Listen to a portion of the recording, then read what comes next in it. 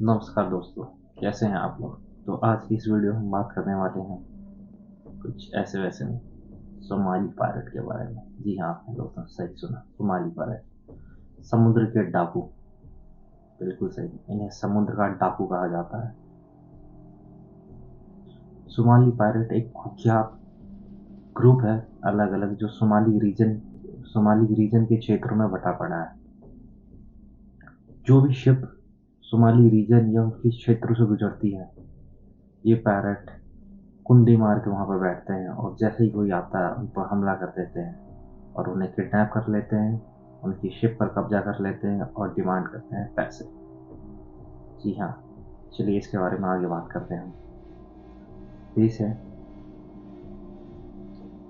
बहुत ही छोटा सा खूबसूरत सा जो देश है, जो समुद्र तट से जुड़ा पड़ा है और वहाँ की बीचेस काफ़ी खूबसूरत हैं। लेकिन किसने सोचा होगा इस ऐसे जगह पर, इस सुंदर सी बीचेस पर आपको मिलते हैं पायरेट्स।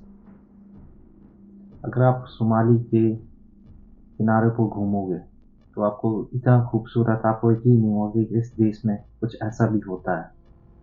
सुंदर प्यारे नज़ारे आपको चारों तरफ देखने को मिलेंगे। चकाचौंध धीमी धीमी रोशनी आती हुई आपको दिखेगी, सूरज की गर्मी आपको महसूस होगी और खूबसूरत मौसम, खूबसूरत वातावरण। डार्क साइड यही है कि यहाँ बसते हैं डाकू, सोमाली पायरेट्स। सोमाली पायरेट का खास काम होता है किसी भी शिप उनके रीजन से गुजर रही हुई जा रही थी, उन पर कब्जा करना, उनको लूटना और उनसे पैसे कमाना। अब ये जो पैसे कमाने का तरीका है थोड़ा सा चेंज हो चुका है। अब ये एक प्रॉपर बिजनेस बन चुका है सोमाली पायरेट का, पैसे कमाना। बहुत सारे यंग जनरेशन और ओल्ड जनरेशन के लोग दोनों मिलके काम करते हैं इस ग्रुप के अंदर और लूटपाट करते हैं मिलके। सोमाली पायरेट कोई बड़े बोट का यूज नहीं करते अपने शिकार के लिए। वो छोटे और तेज रफ्तार बोट ढूंढते हैं और ताकि अपने टारगेट के पास जल्द से जल्द और तेजी से पहुंचा जा सके। कई मामलों में सोमाली पायरेट अपने आप को विक्टिम की तरह प्रेजेंट करते हैं, लोगों को दिखाते हैं कि वो बेसिकली कोई टूरिस्ट है या जगह से भटक गए हैं या कोई उनके बोट पर बीमार है या कोई नई प्रॉब्लम है, ताकि जो शिप वहाँ से गुजर रही है उन्हें कुछ मेडिकल हेल्प वगैरह कर सकें। और बदलन जैसे ही वो हेल्प करने की कोशिश करते हैं, उसके बाद इनका केस चालू हो जाता है। लेकिन क्वेश्चन ये है कि सोमाली पायरेट ऐसा करते क्यों हैं? क्या मेन रीजन है इसके पीछे जो सोमाली पायरेट लूटपाट करने को तैयार हैं? तो आइए जानते हैं। सोमाली छोटा सा कंट्री है अफ्रीकन रीजन के अंदर, और यहाँ की इकोनॉमिक की बात करें तो पॉलिटिकल स्टेबिलिटी बिल्कुल नहीं है। यहाँ पर लोग बेरोजगार हैं, इनके पास कोई काम धंधा नहीं है।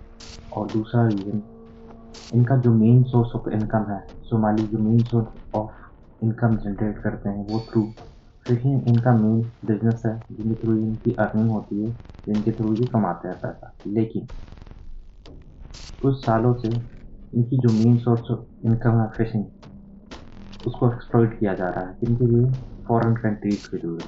फॉरेन कंट्रीज अपनी शिप लेके आती हैं बड़ी बड़ी और इनके रीजन में आके मच्छियाँ मार के लेके चली जाती है। इसकी वजह से वहाँ का जो मछलियों का पॉपुलेशन है धीरे धीरे कम हो रहा है। जो लोकल सोमाली हैं उनका बिजनेस भी इस वजह से ठप हो रहा है। यही मेन रीज़न है कि सोमाली अब दूसरे अल्टरनेटिव इनकम की तरफ स्विच करना चाह रहे हैं सर्वाइव करने के लिए खुद को, क्योंकि इनके रीजन में कोई पॉलिटिकल स्टेबिलिटी नहीं है राइट नाउ। गवर्नमेंट पूरी करप्ट है। आप मान के चलो, आप इसे कह सकते हो दूसरा पाकिस्तान। यहाँ कोई लॉ एंड ऑर्डर नहीं है। माफिया बिल्कुल पूरा सपोर्ट करती है इन पायरेट्स को, और आप एक तरीके से कहें तो माफिया ही है जो इनको फंडिंग वगैरह करती है, इनको प्रमोट करती है कि आप पायरेसी करें, आप पैसे लेके आए।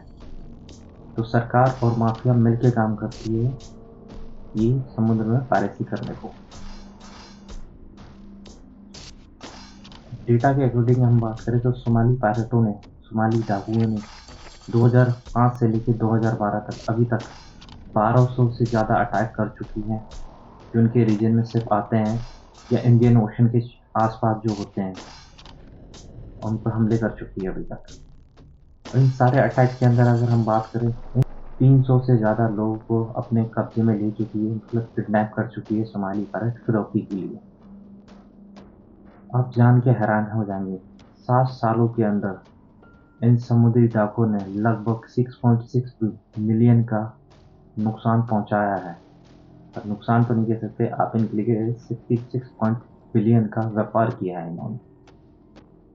तो दोस्तों, ये मामला बहुत ही संगीन है और बहुत ही गंभीर है इंटरनेशनल वाटर के अंदर, क्योंकि आप आए दिन सुन रहे होंगे ये धीरे धीरे बढ़ता ही जा रहा है। अगर हम बात करें डेटा को अकॉर्डिंग, 2012 के बाद ये काफ़ी हद से कम हुए हैं। क्यों कम हुआ है? क्योंकि इंटरनेशनल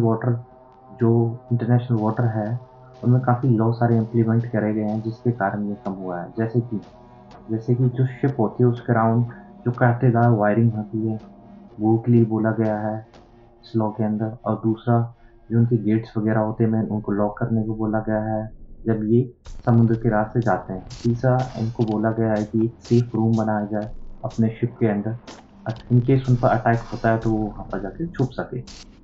और दो और चौथा की बात करें तो अब गवर्नमेंट अलाउ करती है कि आप अपने साथ आर्म फोर्सेस कैरी करें। आर्म फोर्सेस मेरा इन द सेंस मतलब सिक्योरिटी गार्ड, आर्म लेके चल सकते हैं प्रोटेक्शन के लिए।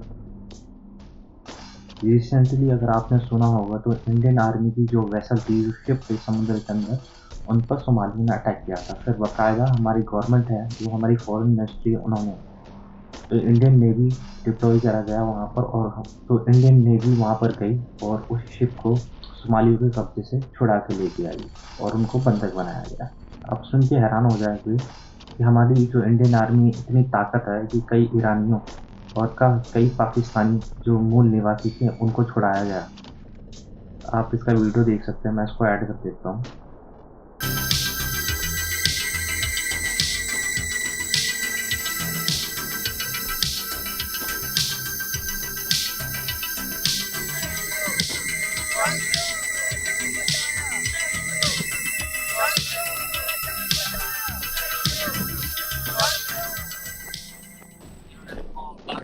आईजी किया मतलब इन्होंने 4 लड़कियों को और भी पकड़ा था। ये लोग अभी नेवी को देखा सारा हथियार डाल दिया, सरेंडर किया। कितने दिन से भागने की कोशिश कर रहे 12 दिनों से हमको आईजी किया। ये लोग नेवी को देख के भागने की कोशिश की, नेवी वालों ने लोगों को पकड़ा कर इन लोगों ने हथियार सब फेंक दिया। तुम्हारी लोग हम लोग को सुबह से पकड़ आए, सुबह से हमारा लोग को पकड़ा है, ईरानी लोग को पकड़ ही दिया। वो उसका हाथ था, तो दोपहर इंडिया का नेवी आया, वो सोमाली उसको देखा, फिर वो सोमाली डर गया। आई होप ये वीडियो आपको पसंद आया होगा guys. Please like and subscribe, आपको अगर इन्फॉर्मेशन अच्छी लग रही है वीडियो में। Thank you so much guys.